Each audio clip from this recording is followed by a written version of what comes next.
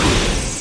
GMA Weather, serbisyong totoo ng GMA News. May malalakas na ulan ngayon sa ilang bahagi ng Luzon at Mindanao.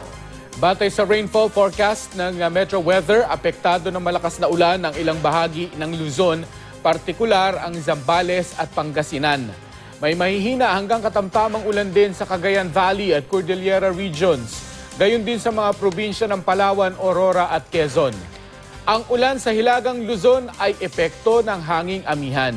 Dito sa Metro Manila, patuloy na mararanasan ang maaliwalas na panahon na may paminsan-minsang ulan. Maaliwalas din sa malaking bahagi ng Visayas, maliban sa Eastern Visayas at Negros provinces. Malaking bahagi naman ng Mindanao ang inuulan ngayong hapon.